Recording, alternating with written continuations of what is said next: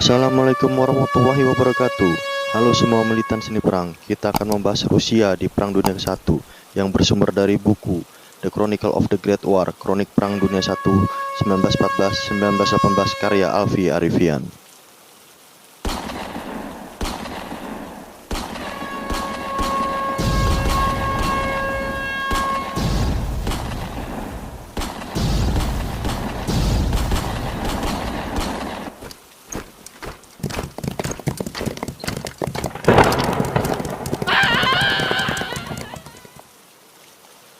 18 Juni 1887, Perjanjian Reassurance Treaty. Jerman dan Rusia akan bersikap netral jika kedua negara terlibat perang oleh masuknya pihak ketiga yang merupakan kekuatan raksasa, Prancis, Austria-Hungaria, Inggris.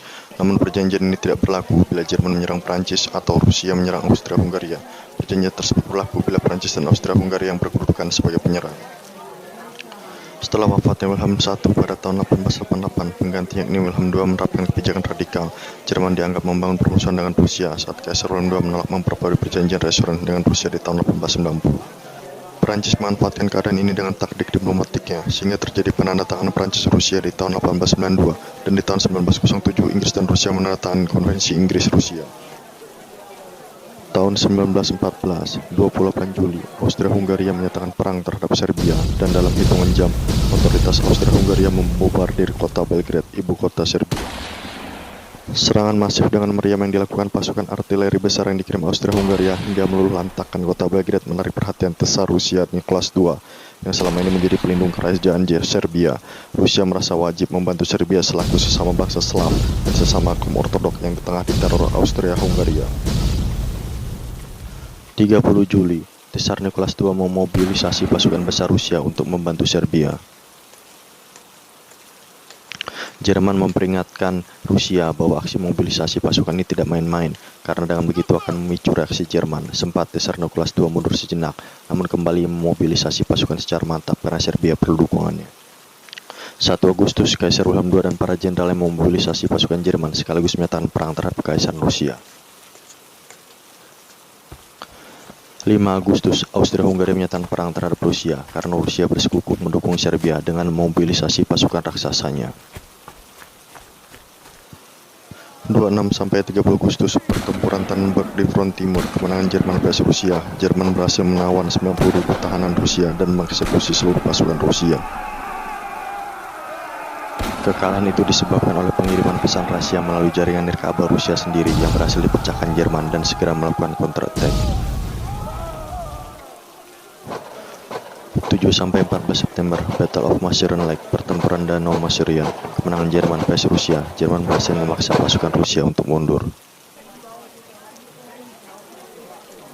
Bulan November, pertempuran Lodz di front Balkan, Jerman versus Rusia.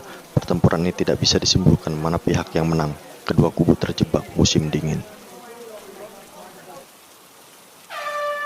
27-28 Oktober, Black Sea Raid di front Kaukasus, kemenangan Turki Ottoman versus Rusia. Laksamana Muda Suchon memimpin armada Turki Ottoman membombardir pelabuhan Rusia tanpa peringatan melalui Laut Hitam, yakni pelabuhan Odessa dan Sevastopol. 2 November, Rusia mendeklarasikan perang terhadap Kesultanan Utsmania secara resmi.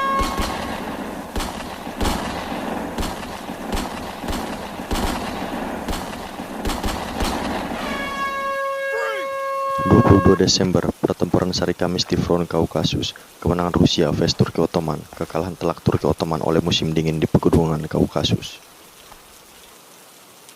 Pada tahun 1915, 5 Februari, pasukan Rusia mulai mundur dalam skala besar meninggalkan Polandia, menandakan kekalahan yang melawan pasukan Jerman. Akhirnya tentara Jerman berhasil menduduki Warsawa, ibu kota Polandia, dan menganeksasi Polandia sebagai bagian dari wilayah Jerman.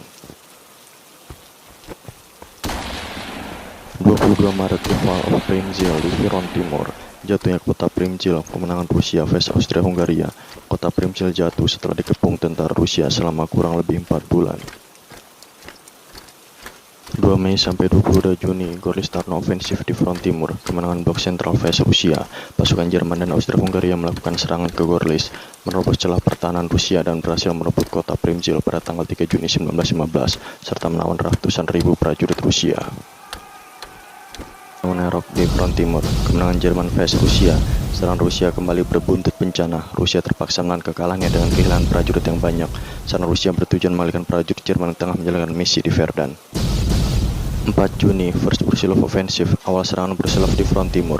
Kemenangan Rusia versus blok sentral. Rusia berhasil menembus lini Jerman dan lini Austria-Hungaria, sehingga setidaknya serangan brilliant ini, blok sentral menarik beberapa prajuritnya di Verdun dan Asiago untuk membantu lini pertahanan di front timur, sehingga sedikit melemahkan basis di Verdun dan Asiago. 20 September, serangan Brusilov lanjutan di front timur. Kemenangan Rusia versus Austria-Hungaria. Rusia sukses besar menghabisi pasukan Austria-Hungaria. Pada tahun 1917, Revolusi Rusia, Revolusi Bolshevik, merupakan salah satu peristiwa penting dan menjadi tonggak sejarah di abad 20. Buah sosialisme di Rusia nantinya tumbuh secara radikal sayap kiri menjadi bentuk komunisme yang diusung oleh partai bentukan Vladimir Lenin, Bolshevik, dan revolusi Rusia yang terkenal akan dijuluki sebagai Revolusi Bolshevik. 24-29 Februari, Revolusi Rusia dimulai dengan Revolusi Februari. Tujuan revolusi ini adalah menuntut Kaisar Rusia Tsar Nicholas II untuk turun tahta. Rakyat Rusia sudah muak terhadap perang diusung Tsar Nicholas II yang tidak kunjung usai. Kemarahan rakyat Rusia semakin dipupuk oleh sikap Tsar Nicholas II yang terlalu borjuis, lebih mementingkan kepentingan kaum bangsawan ketimbang rakyat jelata. Makanya mereka bersatu melakukan revolusi menuntut Tsar Nicholas II turun tahta. Pada saat yang sama terbentuklah organisasi baru yang disebut Soviet Dewan Buruh, yang berasal dari kelas pekerja, petani, dan tentara. Pusat organisasi mereka yang terbesar berada di Petrograd, di Saint Petersburg, dan dikenal sebagai The Petrograd Soviet di bawah pimpinan Leon Trotsky. Namun kelompok borjuis pun telah membentuk pemerintahan mereka sendiri dan menguasai Duma, Dewan Perwakilan Rakyat Rusia. Pemerintah mereka disebut The Provisional Government, pemerintahan sementara. Di periode ini dikenal dengan otoritas ganda. Pemerintahan sementara mendukung kebijakan Tsar dan tetap melanjutkan perang di Perang Dunia I. Sementara kubu Soviet Petrograd lebih mementingkan dan membela hak kaum buruh proletar sehingga menolak Rusia terjun dalam perangnya bangsawan. Upaya protes terus berlanjut. Kubu Soviet Petrograd tetap menekan kebijakan pemerintahan sementara. 15 Maret, Tsar Nicholas II menyatakan turun tahta. Praktis monarki Rusia di bawah dinasti Romanov berakhir. 10 April, Lenin kembali ke Rusia dari persembunyiannya di Jerman, Prancis, Inggris, Austria, dan Swiss sejak tahun 1907. Di tahun yang sama, Leon Trotsky tiba di Rusia. Keduanya lalu menjadi motor penggerak kaum Bolshevik berpaham komunis di Rusia. Berkat bantuan polisi rahasia Jerman, Lenin diselundupkan ke Rusia melalui sebuah gerbong kereta api yang dikunci rapat dan tidak boleh dibuka sampai tiba di tujuan. Meski cara itu terdengar aneh, namun Lenin tidak menolak, asalkan ia bisa kembali ke negaranya dan mewujudkan berdiri negara komunis. Makanya ia dituduh sebagai agen rahasia Jerman yang hendak menggulingkan Rusia.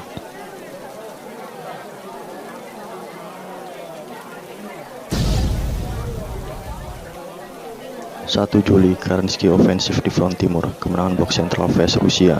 Serangan Kerensky adalah operasi militer terakhir di Rusia di Perang Dunia I.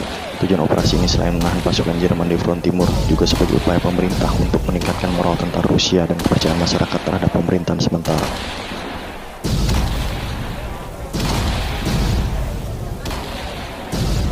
Namun, operasi militer ini berbuntut bencana. Kubu blok sentral mampu melancarkan serangan balik. Moral tentara Rusia semakin jatuh dan mereka trauma terhadap perang. Lebih jauh, di bawah pemerintah sementara jatuh, sehingga nama Bolshevik pun melambung.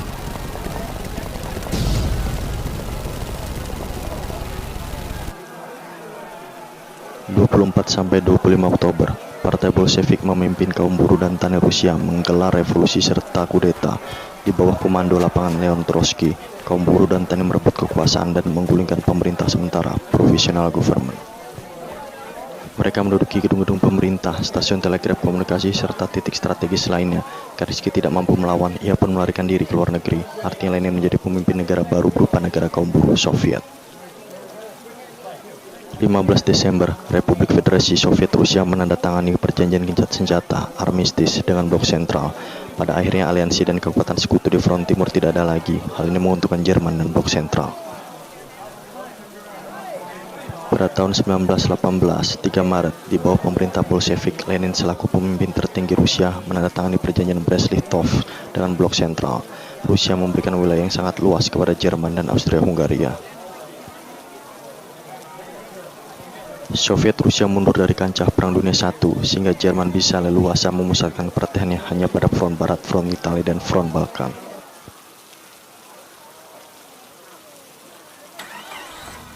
Sekian dari kami.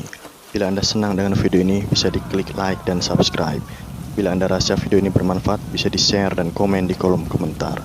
Mohon maaf bila ada kekurangan dan kesalahan. Sampai jumpa di video selanjutnya.